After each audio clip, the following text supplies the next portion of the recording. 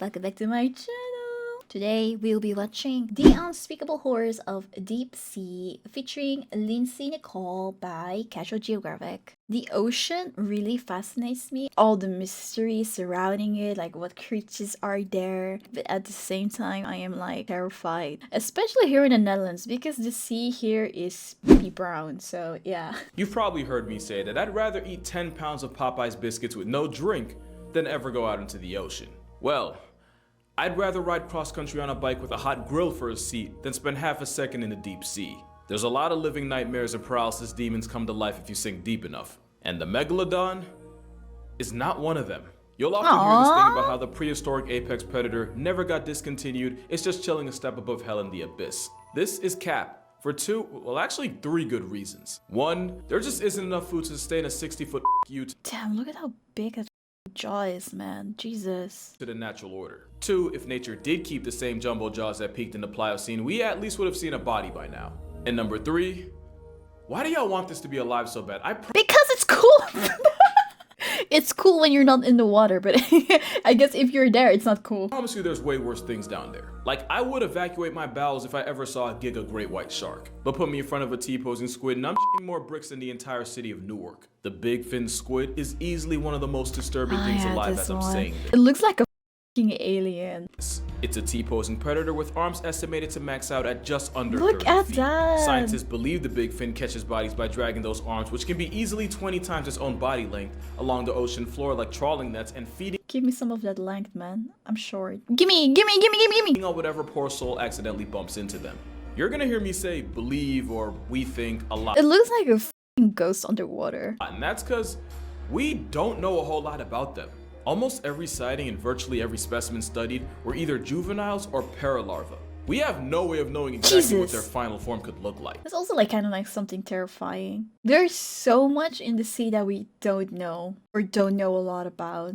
For all we know, this could be Junior, and we just haven't seen Mama Big Fin yet. Who would have thought that just putting elbows on a squid would instantly turn it into the spawn of Satan? Oh, and if you thought the Big Fin was just this slow, passive floating predator, then you're seriously underestimating the ocean's ability to massacre your mental health. And if you're curious, this video was taken about 7,000 feet down in the Gulf of Mexico. But considering they're believed to be the deepest living squids at about 20,000 feet, I have a theory. This is a juvenile, and the big boys are the ones shacking it up down in the crotch of the ocean. Yeah, but good news, the big fin probably only feeds on small fish and crustaceans. Bad news, there are squids big enough to beef with the biggest predators on the planet. And the biggest predator on the planet that isn't a disgraced former YouTuber is the sperm whale, which on its own would have to be one of the most traumatizing things to witness during their 2-hour hunting expeditions down in the deep sea. Well, the tankiest carnivore on Earth regularly runs fades with the giant squid. And by giant, we're talking about calamari growing to an estimated 40 feet long. Not only are they themselves predators that hunt using 20-foot tentacles, they're opportunistic cannibals that would 100% murk their entire family. Look how scary they look, man. They look like they come out of a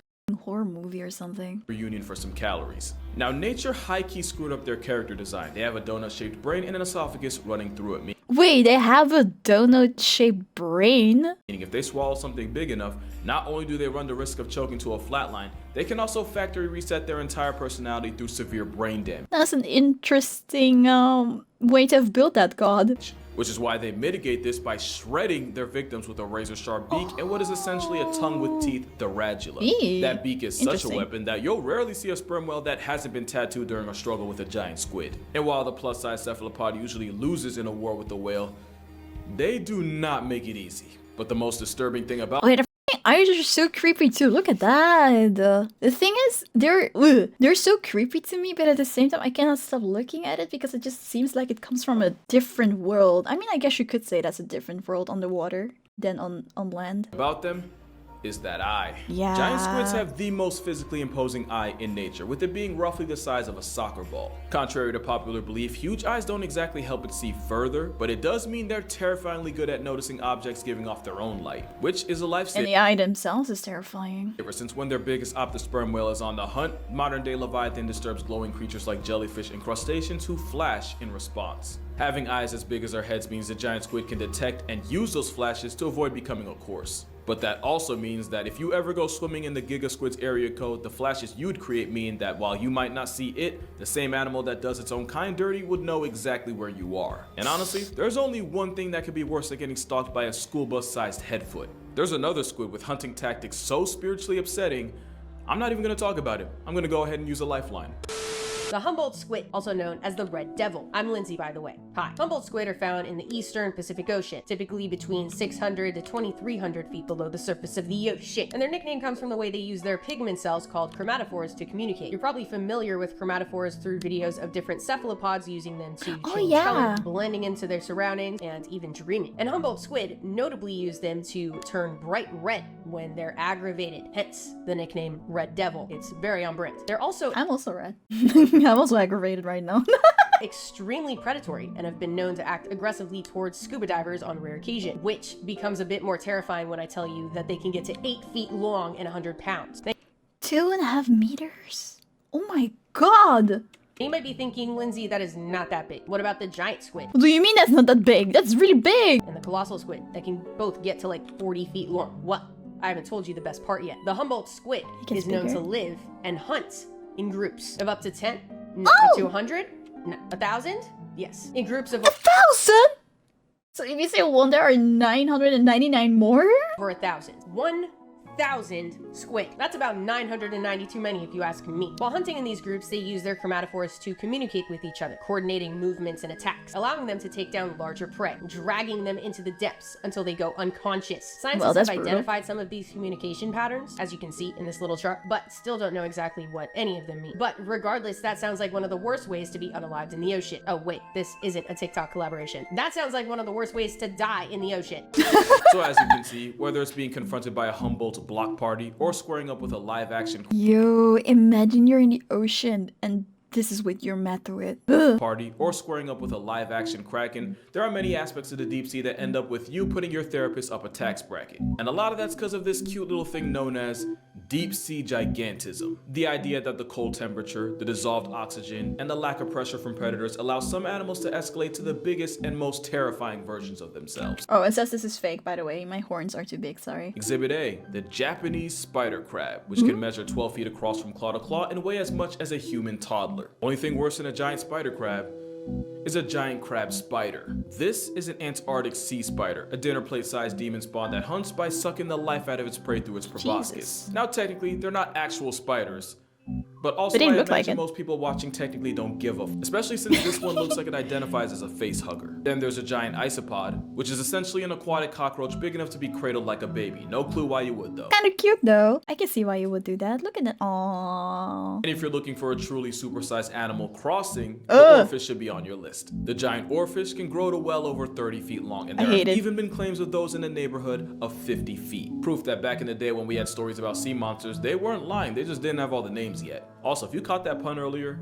we're friends now. But with deep sea gigantism and the endless expansive ocean acting as a canvas for Shaitan to practice his art, if you dive deep enough, there be monsters. For example, this isn't an animal. It's a group of animals joined together in something like a hive mind. So we're not talking about it.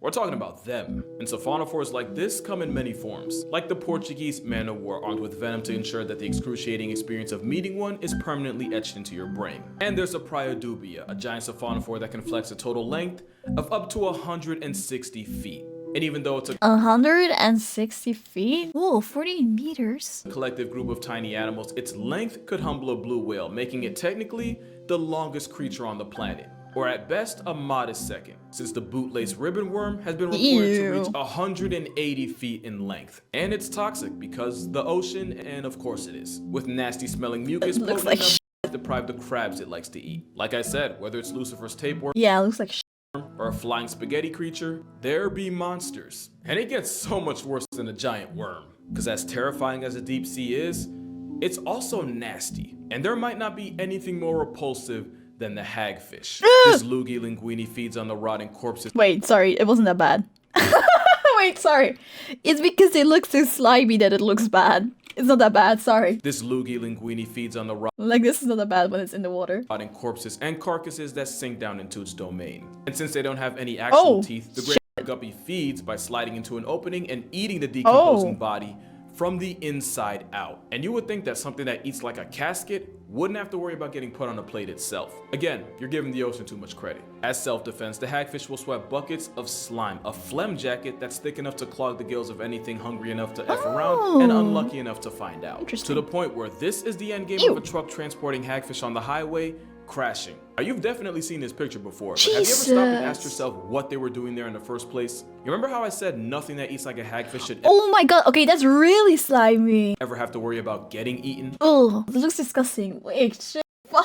Well, simple. For these hagfish, their final destination were dinner plates in Asian countries such as South Korea, where they're considered a delicacy. Now, I'm not one to judge other cultures, but we seem to have a habit of constantly trying to eat all the things nature went out of its way to tell us not to. But one thing you won't see as a main course is something It's because they say no. You know what that means. No means yes.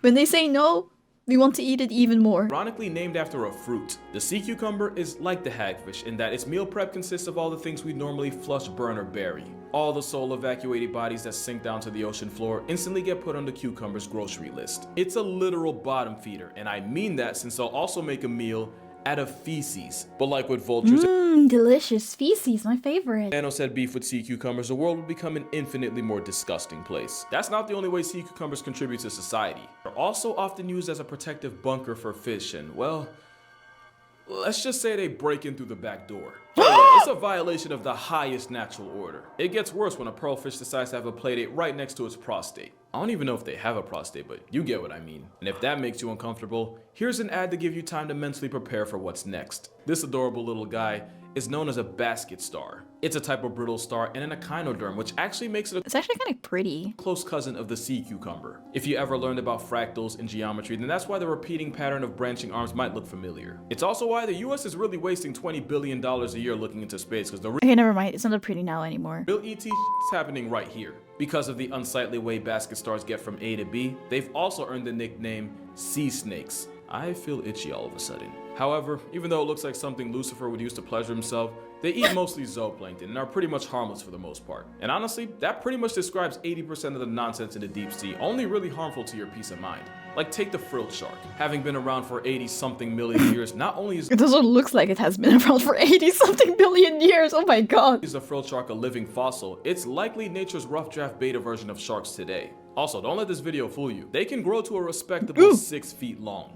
Also, they can be pregnant for 3.5 years, which 3 years? Imagine being pregnant for 3 years. honestly makes about as much sense as everything else down there. And in terms of your mental health, the frilled shark is pretty harmless. Until you look them in the mouth. The devil's fleshlight has hundreds of needle-like teeth to ensure that anything that gets caught in there doesn't get a second chance to my pursue God. happiness. And for a shark that's been around long enough to have attended Saturn's wedding, I don't know why, but every picture of them looks like they're struggling with their own existence. Like I said though, they're not a Yeah, threat to it does look humans. like that. But like I also said, therapy ain't cheap, so if you don't want to end up on a couch, don't look a frilled shark in the mouth. But yeah, you'd be surprised at just how many types of sharks you'll find in the same neighborhood SpongeBob got stranded in that one time. You have 20-foot sleeper sharks that are somehow able to use stealth to just spawn and inhale sustenance like a water Kirby. Speaking of sleepers, in 2015, a Pacific sleeper was recorded in the Solomons Island. Why is that important? Well, its home address was right under an active volcano, proving that if any animal had plot armor, it'd be sharks. Then you have the ghost shark, which, okay, yep, you got me, isn't an actual shark, it's a close cousin known as a chimera. The ghost part though, that's on brand. They kind of remind me of the dry bones fish from Mario. Oh, yeah, they the ghost do. otter shark doesn't even have the teeth you'd expect it to have, but instead they have plates that they use to grind up food. But since nature's constantly overcompensating, chimeras do They actually look kind of cool. I like their look. have venomous spines that are harmful to more than just your mental well-being. But by far the weirdest thing about them, chimeras have a tenaculum on their forehead. A tenaculum is a reproductive organ, meaning this fish has a They have a pee-pee on their head? That's interesting. yeah, on his forehead. Venom and Okay. that aside, this fish fresh out of Tim Burton's Wet Dream is actually pretty cool looking. And I'm just gonna say it, I think they're cute, and I'm Oh my, yeah, I wanted to say, like, look at those eyes. They look like cartoon eyes. perfectly fine with standing on that hill alone. However, I don't think you'll find Oh, and it looks like they have, like, wings. So cute. a single soul on this next shark's hill. Feast your eyes on the goblin. Ah, you ruined it. You ruined it. I was getting healed by that cute fish. Feast your eyes on the goblin shark, a demon dog-looking fish with a It really looks like goblin, man. A mouth that snaps like nobody's business. They're rarely seen, but are known to live in oceans all around the world, at depths of up to 4,200 feet below the surface of the ocean, and are estimated to get to 18 feet long, which is really big for a deep sea shark. You might have seen videos online of their jaws just fully ejecting. No, I did not. Whoa, let me see that again. What the?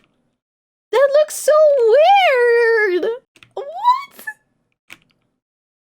Okay, sorry. Jaws just fully ejecting from their brain case in a process called slingshot feeding. It's kind of what they're known for. Their upper and lower jaws lunge forward away from the skull, engulfing their prey. I know it probably seems ridiculous and almost It looks ridiculous, but it makes sense. alien, but it's actually not uncommon. Most fishes have jaws that aren't entirely attached. One might argue that the goblin shark is the most extreme example of this look, until you see a video of the sling jaw wrasse, Wait, that one is so pretty too.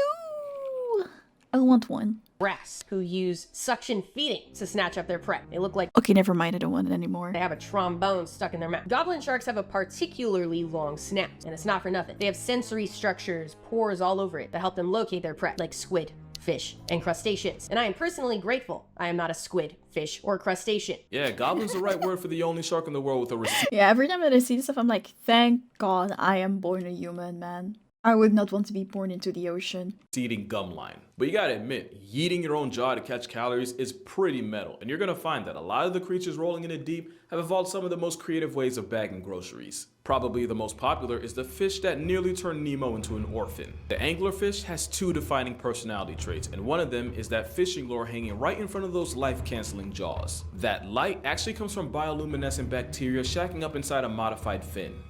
The way that it goes up and down looks like some kind of machine. So when a bite-sized light work swims up to the light thing and it just cops some easy protein, the angler ensures that some fish out there never sees its Oh, it father looks again. crazy. The other thing anglerfish got clout for is their mating habits. I'm not gonna get into it, just know that if your Look at this face! marriage looks anything like theirs, you're gonna need both a divorce and a restraining order. And you know what? Intensive therapy on top of that, extra-friggin-diciously. Nemo's paralysis demon isn't the only deep-sea creature to weaponize light. This distinguished gentleman is known Whoa. as a stoplight loosejaw, and its defining trait is that it uses a red light to hunt, which turns out to be a massive cheat code, since the longer the wavelength of a color, the less energy that wavelength has, and the faster it gets absorbed by water. And since the color red has the longest wavelength out of all of them, it's the first one to get absorbed. This is why red light can't reach the deep sea, and the animals living in the abyss that are red actually appear black, which makes it easier for them to hide from predatory smoke. But with the stoplight using red as a searchlight, it's pretty much cracked at this version of hide and seek. Not to mention, since most of the life down there can't even see red, it's able to catch bodies while also not giving up its location to predators or the prey it packs up. damn. This fish really evolved a whole wall hack and a real-life invisibility cloak. Tell me that ain't crazy. And that freakish overbite ensures that once prey is found, it's lost forever. But why hunt prey when you could just sit and wait for it to come to you? That's the entire playbook for the deep sea lizardfish. Just look at that smile. You know he's on nefarious. Yeah, I wanted to say to look at that smile. He knows what he's doing. And at over 2 feet long, they earned the title of being one of the premier apex predators He's ugly though. of the deep sea. As a habitual camper, they lie waiting for life to pass them Oh, their teeth, man. by before they lunge and use hypodermic needles for teeth to cancel it. And with apex standing for anyone providing smoke gets extinguished, lizardfish don't hesitate to turn their own kind into coffin fodder. And with the whole point of those teeth being to hold struggling, panicking prey in place, they make sure they don't live long enough to learn from their mistake. But as much of a therapy build as Gecko Guppy's mugshot might be, it might not even be the worst headshot in the ocean. This one actually looks kind of cute like this. Like this, he actually looks cute. Not as long as this is still a factor. I don't know Why do they keep doing this? Every time when I think something is cute, something horrible comes after. anyone who would waste the oxygen trying to defend this. I would. Many say this is a face only a mother could love. Well, then maybe he is my son. This is the deep sea telescope fish, one of the most stunning creatures of the deep tropical oceans. They're found at depths of about 1,600 to 6,600 feet below the surface of the ocean. I can't say that normally. Surface of the ocean. And like you'll see if you look up photos of them online, they are often photographed at unfortunate angles that don't do them any justice. They orient themselves upwards, hanging out vertically Okay, wait, okay, like this. This is kind of pretty. in the water column, as they use their specially adapted adapted eyes to hunt for the silhouettes of their prey. There are two species of telescope fish, Gigantura indica and Gigantura chuni. Don't be fooled by their genus name, which makes them sound like they're gigantic. That is not the case at all. Indica only gets to about 8 inches long and chuni a measly 6. They are just little guys. Gigantura actually translates to big tail. Specifically, they are about half tail. But if they happen to latch onto a snack that's a bit bigger than their own size, that's no problem at all. They underwent a series of skeletal reductions that allow for more room to just fold it in half. That's right. They are expert folders. In 1925, scientists found a 5.5-inch long viper fish inside the stomach of a 3-inch long telescope fish. They described it as neatly folded, an incredible quality possessed by the lovely telescope fish. Yeah, I'm sure if we gave it Blistex and a hairline restoration surgery, he'd be cute, but that's just me. That being said, there's a lot of pretty dope things just chilling in the deep. Take the barrel-eyed fish, the fish with a transparent head that means it can spot ops or prey directly above it, thanks to those two green gummy-looking orbs that are actually its eyes. Or the ultra-rare giant phantom jellyfish, equipped with 30-foot arms that makes this ET understudy the length of a whale shark. And when I say rare, I mean this jelly's only been seen like 100 times in the history of mankind, so the fact that you're watching this right now is kind of wild. Then you have the deep-sea Dumbo octopus that copes with stress by turning itself into a ball to discourage predators from eating it. And if this right here looks familiar, yeah, right to his thighs. The vampire squid does the inverse, as they'll turn themselves inside out and into their own personal panic room whenever they're pressed by a possible predator. And how about a sea pig for you? Take everything I said about sea cucumbers and forget it for a second, because honestly, they're just really cute in a way I can't fully explain. But it's not hard to see what makes this squid instant serotonin. Rosia pacifica, or the stubby squid, is actually more like a cuttlefish. It's also a cuddly fish, and it's nature's apology letter for the sheer trauma it saturated the ocean with. It's actually real, and those arts and crafts looking eyes help it catch prey on a nocturnal schedule. It's also important as an environmental indicator, since scientists will often study their responses to changes in water pH and use that to determine how polluted the water is around them, which you would think would earn this anime octopus the respect of the scientific community. Well, you'd be wrong. There's a video where some scientists found one, and let me just say, not even Hiroshima got roasted that hard. But that's gonna do it for this video. Make sure you go ahead and drink water, hug your moms, go subscribe to Lindsay's channel, link will be in the description. Shout out to Lindsay for being in this video, and I'ma see y'all in the next one. It's like they look fake, like Davy Jones. They look like googly eyes. They look like they just painted them on. Yeah, they don't look real or something. It's so weird. It looks so fake. So some other aerobic team just came before and just left it here. It's like some little kid dropped their toy. Oh He's man, awesome, though. he is awesome. That's a good focus No, right there. seriously, what's Great wrong with focus, his eyes? Justin. It's freaking me out. I want to see him move. It's a Hi, thank you for watching my video. If you enjoyed it, please make sure that you like and subscribe to the channel so you can see more. I also stream live on Twitch, so come join us sometimes. Thank you and bye!